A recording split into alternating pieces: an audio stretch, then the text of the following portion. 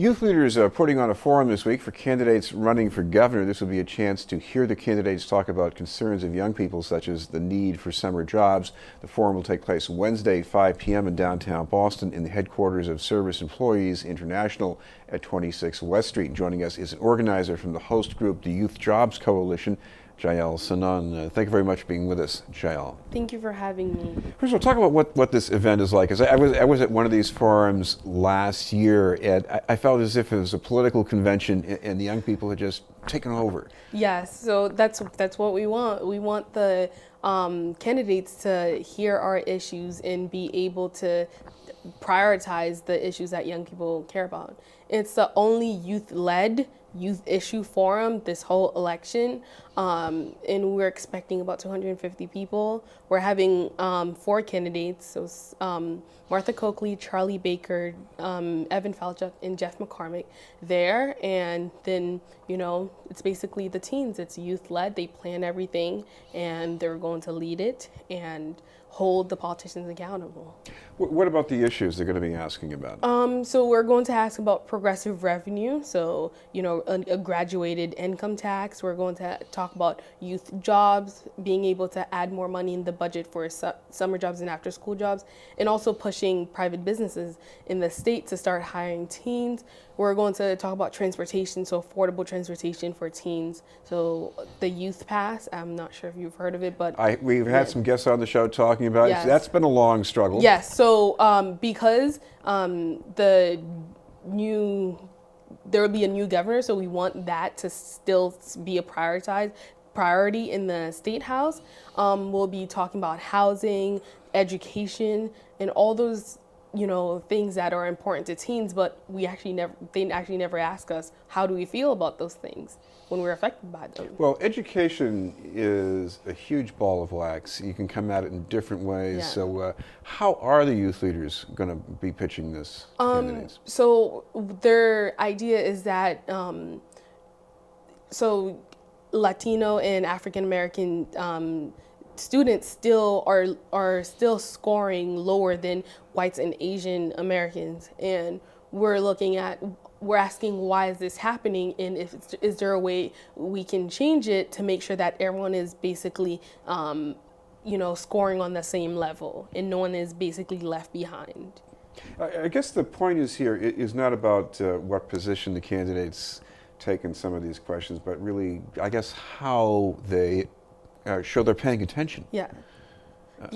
So basically, it's like what they're paying attention to, and when they get into office, what they're going to do about it. Because it's not just, we're not going to stop at the forum. The forum is just a first step for us to see what they think about those issues and find ways to hold them accountable for it. So what we're going to do is, after this forum, we're going to take other steps to make sure that they hold their promises, whoever becomes our next governor.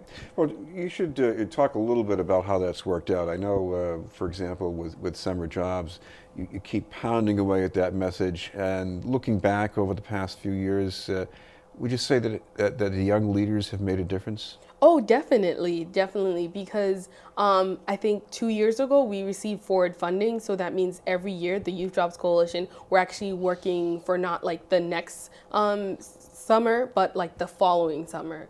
And that wouldn't have happened if it wasn't for, our rallies or actions or meeting with the politicians. And also, they were proposing, 50% budget cut on this youth summer jobs, and because of us, now it's at $8 million, $9 million, and I think last year was funded at $10 million, which without us showing that we actually care about this issue, it wouldn't have happened. And of course, the other thing going on is this is not just about government spending, because you mentioned trying to get companies to hire teens in the summer at least. Yeah.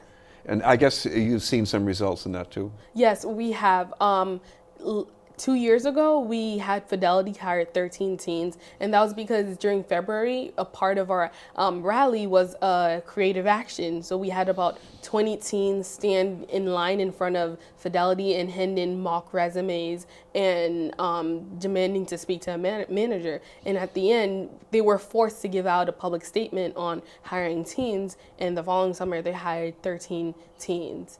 And we see that trend. Putnam has hired some teens, and also, State Street, John Hancock, they continued to hire teens. And what we want is for them to not only continue, but step up and hire more teens and try to push more businesses to hire teens and get the mayor's office to push other, businesses in Boston that are not hiring teens. Not just in Boston, also like places in Massachusetts, other places like in the North Shore area to hire teens.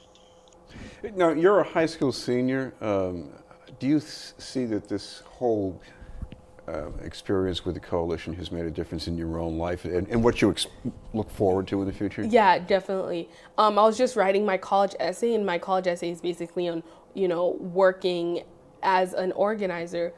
Well, I came here from Haiti, and the political there's a huge political difference. Like here, I can make a difference if I get enough people to support me and my issue. And in my life, I'm more like I'm more aware of what's going on politically. Like none of my peers are aware, of the election that's going on or all those things, all those political things that they should worry about because it's going to affect them.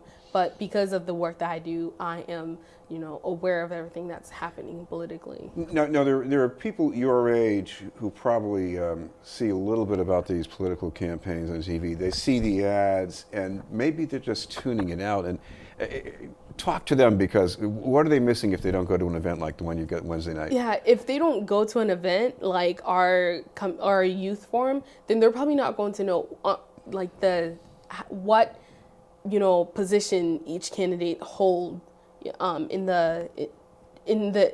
all the issues that they care about. Like when it comes to education, what steps will the candidates take to fix our public education? When it comes to youth jobs, or will they have a summer job? So all those questions are hanging in the air. And if they come to our forum, they'll see who is the best candidate for them. Like who's going to meet their needs. Like what do they need to know to vote for, the best person.